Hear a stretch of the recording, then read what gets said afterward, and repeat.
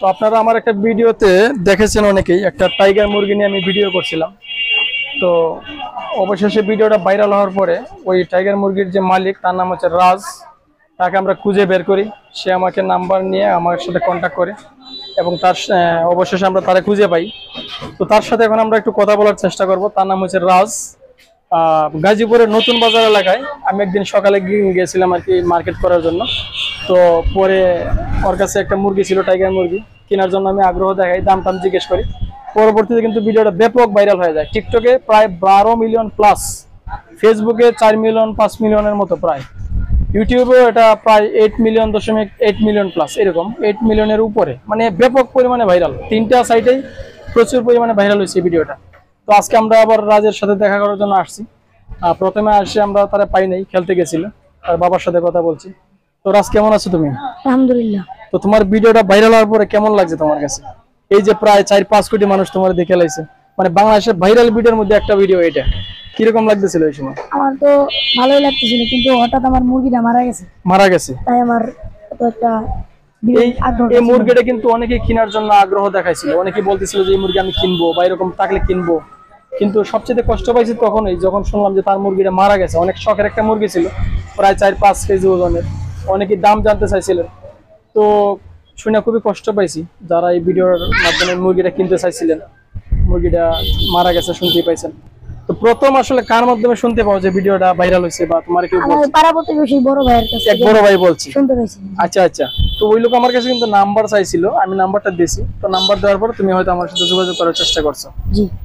তো এরকম মুরগি কি আরো আছে বাড়িতে? এরকম আর কোনো মুরগি নাই আমার কাছে, অন্য জাতের কোনো মুরগি, অন্য জাতের মুরগি আছে।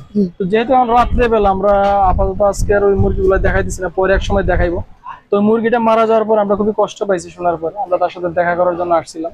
এই হচ্ছে তার দোকান। তো এই দোকানে সে প্রতিনিয়ত না বসলেও তার বাবা বসে, মাঝে মধ্যে বসে। কোন ক্লাসে পড়ো তুমি? ক্লাস 7 এ পড়ি। 7 এ না? আমি একদম মানে যখন তার বয়স 2 দিন, আচ্ছা আচ্ছা, তখন থেকে আমি ওটারে আস্তে আস্তে পালতে পালতে বড় করছি। ইস, তাহলে তো খুব কষ্ট পাইছো মারা যাওয়াতে। জি, আমি অনেক কষ্ট হয়েছে। আমি তখন বাসায় ছিলাম না, আমি তখন আমার নানির বাড়ি ঘুরতে গেছিলাম।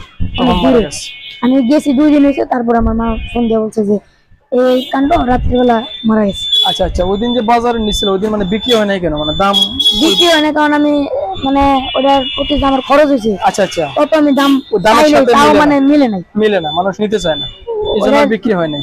জি জি। পরে কি এটা স্টক করে মারা গেছে গরমের কারণে? গরমে অনেক মুরগির সাথে রাখছিল। আচ্ছা আচ্ছা, তখন এটা গরমে মানে মারা গেছে। তো আপনারা শুনছিলেন যে মুরগিটা সে একদম ছোট থেকে লালন পালন করে কষ্ট করে বড় করছে, মারা যাওয়াতে কষ্ট পাওয়াটাই স্বাভাবিক। সে অনেক কষ্ট পাইছে। আসলে এটা সান্ত্বনা দেওয়ার ভাষা আমাদের জানা নেই। তো জানি না আপনারা কিভাবে দেখবেন। তো সে খুবই মর্মাহত মুরগিটা মারা যাওয়া।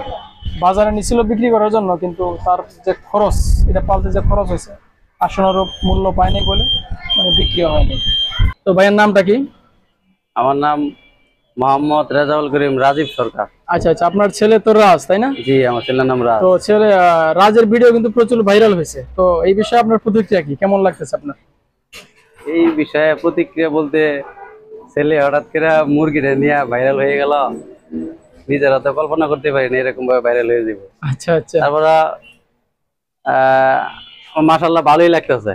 আচ্ছা, স্কুলের ব্যাপারটা আমার কাছে খুব ভালোই লাগতেছে। আচ্ছা আচ্ছা, আমরা খুবই আনন্দিত।